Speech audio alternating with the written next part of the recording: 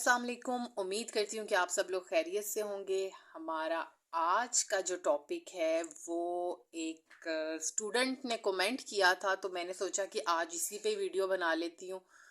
Because I know कि जब मैं भी हॉस्पिटल के टाइम पर थी तो जो टेस्ट हमें नहीं आ रहे होते एडमिनिस्टर करने, हम बड़े परेशान होते हैं। तो इसलिए भी मैंने सोचा कि आज उनकी रिक्वेस्ट पे मैं ये टेस्ट किस तरह से अप्लाई होता है इसको और इसकी स्कोरिंग किस तरह से की जाती है, इससे रिलेटेड थोड़ा सा जो है वो आपको गाइड कर लूँ। होप सो ये वीडियो जो है इंफॉर्मेटिव होगी। अगर आपको लगे तो प्लीज़ सब्सक्राइब करें मेरे चैनल को, बेल आइकन बजाना मत भूलिए ताकि न्यू वीडियोस जब भी आएँ आपको मिल जाएं फ़ौरन। जी, तो आज जो हम टेस्ट एडमिनिस्टर करने जा रहे हैं कि किस तरह से उसे, वो है जी रोशाक का इन ब्लॉड टेस्ट। इंक ब्लॉट टेस्ट जो है वो पर्सनालिटी असेसमेंट टेस्ट है। इसको किसी भी किस्म की पर्सनालिटी को आइडेंटिफाई जब करना हो, कोई भी ऐसे पर्सनालिटी फॉल्ट्स हों या नॉर्मल पीपल की भी पर्सनालिटी को जब हमने एक तरह का जज करना होता है, तो हम ये इंक ब्लॉट टेस्ट जो है ये अप्लाई करते हैं क्लाइंट पर।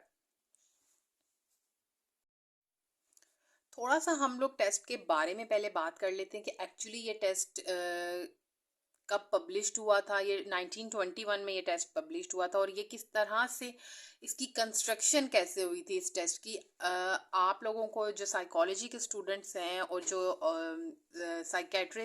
साइकोलॉजिस्ट हैं क्लिनिकल, उन सबको तो पता होगा कि जी इस टेस्ट को एडमिनिस्टर करते वक्त हम लोग 10 जो कार्ड्स होते हैं, ये इसको इंक ब्लॉट टेस्ट कहते हैं, इसलिए इसमें 10 कार्ड्स जो हैं वो उनके ऊपर इंक को अप्लाई किया गया और उसमें से डिफरेंट किस्म की शेप्स नज़र आ रही हैं। वो टेस्ट हम वो कार्ड्स जो हैं वो हम क्लाइंट को शो करते हैं और क्लाइंट का काम है जी कि वो बताए कि उसको कार्ड शो होने पर क्या पिक्चर नज़र आई है। तो ये बेसिकली जो है इस टेस्ट को एडमिनिस्टर करने के लिए 10 कार्ड्स जो हैं वो टोटल दिए जाते हैं। इस टेस्ट की कंस्ट्रक्शन की बात हो तो जी रोशाक ने काफ़ी जो कार्ड्स थे उनके ऊपर इंक को ड्रॉप, जो इंक के ड्रॉप्स थे जी वो फेंके और उनको फोल्ड करने के बाद जब ओपन किया तो उनमें एक डिफरेंट किस्म की जो वो इंक की वजह से शेप्स जो थी वो बन चुकी हुई थी, उनको फोल्ड करने की वजह से, उसकी फोल्डिंग की वजह से शेप्स आ गई थी। फिर उसने फाइनली उसमें से 10 कार्ड्स को सिलेक्ट किया, 20 कार्ड्स को सिलेक्ट किया और उनमें से भी फिर स्पेसिफिकली 10 कार्ड्स को फाइनलाइज किया गया। अच्छा जी, अगर इन कार्ड्स की बात की जाए कि जो 10 फाइनलाइज्ड कार्ड हैं इनमें से 5 का मतलब कहा जाता है कि जी 5 कार्ड्स जो हैं वो ब्लैक कलर की हैं और 5 ही कार्ड्स जो हैं वो ग्रे कलर के हैं। लेकिन अगर इनकी बिल्कुल डिटेल में जाया जाए तो इनके कलर्स इस तरह से ये डिवाइड नहीं होता। इसके 4 जो कार्ड्स हैं वो ब्लैक कलर के हैं, 1 वाइट कलर का है और you can say grey colour का। 2 कार्ड्स जो हैं वो इसमें ब्लैक और रेड का मिक्सचर है, उसमें रेड कलर भी इंक्लूड किया गया है और 3 कार्ड्स ऐसे हैं जो बाकी बच गए हैं वो कलरफुल हैं। आपको सामने कार्ड्स शो भी हो रहे हैं तो आप देख लेंगे जी 3 जो कार्ड्स हैं उनमें डिफरेंट कलर्स जो हैं वो यूज़ हुए हुए हैं। जी, तो अब हम बात करेंगे कि इंक ब्लॉट टेस्ट, इसको इंक ब्लॉट टेस्ट कहते ही इसलिए क्योंकि मैंने जैसे अभी आपको इसकी कंस्ट्रक्शन के बारे में बताया है तो इसमें इंक का यूज़ हुआ हुआ है, इसलिए ये इंक ब्लॉट टेस्ट कहलाता है। इसकी एडमिनिस्ट्रेशन में ये है कि जी ये इंक ब्लॉट टेस्ट के जो 10 कार्ड्स हैं ये 1 बाय 1 हम क्लाइंट को शो करते हैं और उससे पूछते हैं क्लाइंट से कि उसे क्या इसमें नज़र आया है इस कार्ड में, जो भी कार्ड हम उसको शो करेंगे। ठीक है जी। कभी कभार ऐसा होता है कि क्लाइंट आपसे पूछ लेता है कि क्या मुझे नहीं समझ आ रही, तो कुछ तो आपने बिल्कुल थोड़ी सी इंफॉर्मेशन क्लाइंट को देनी है कि बस आपने इस कार्ड को देखना है और जो भी शक्ल आपको नज़र आ रही है, जो भी चीज़ आपको नज़र आ रही है इस कार्ड में, आपने मुझे वो बताना है। आपने ये नहीं कह देना कि कोई इंसान नज़र, किसी भी किस्म की डायरेक्शन नहीं देनी है आपने क्लाइंट को कि ये कोई मुझे बता दें कोई एनिमल नजर, इस तरह से आपने बात नहीं करनी। आपने क्लाइंट को सिर्फ कार्ड शो करना है और पूछना है कि आपको इसमें जो भी नज़र आ रहा है वो आप मुझे बता दें। अच्छा जी, तो इसकी एडमिनिस्ट्रेशन जो हो रही होगी तो इसके 2 फेज़ होते हैं। हम जब क्लाइंट को कार्ड शो करें, ये 2 फेजेस पे जो है वो मुश्तमिल होता है पूरा प्रोसेस। यानी कि हमने हर कार्ड को क्लाइंट को 2 दफ़ा दिखाना है, ठीक है? क्योंकि फर्स्ट टाइम जब हम क्लाइंट को दिखाएंगे, और जो फर्स्ट फेज होगी उसको रिस्पांस फेज भी कहा जाता है। ये आप जो स्टूडेंट्स हैं उनको ये चीज़ पता होनी चाहिए कि फर्स्ट फेज को रिस्पांस फेज कहते हैं, जिसमें व्हाट इज दिस, मतलब इस क्वेश्चन का आंसर हमें चाहिए होता है। हम क्लाइंट से सिर्फ सिंपली पूछते हैं कि ये क्या है, वो जो भी बताएगा इसमें काफ़ी ज़्यादा रिस्पॉन्सेज वो दे रहा होता है।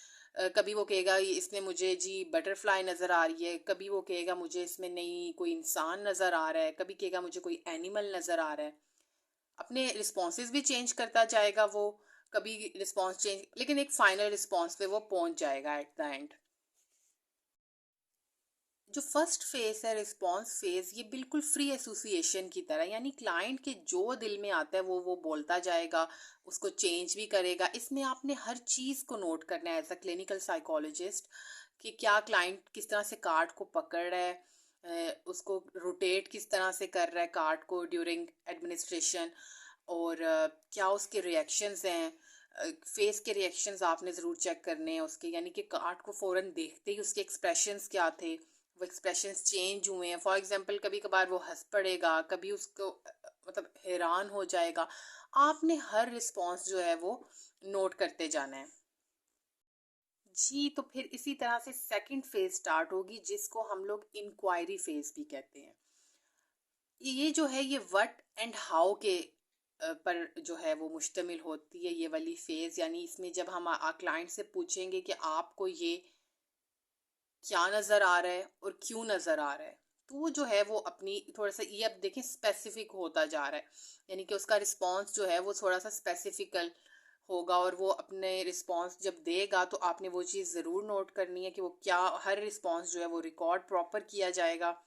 इस तरह से क्या होगा कि ये जो दोनों फेजेस हैं इस पर क्लाइंट को जो है वो आपको रिस्पॉन्स करेगा।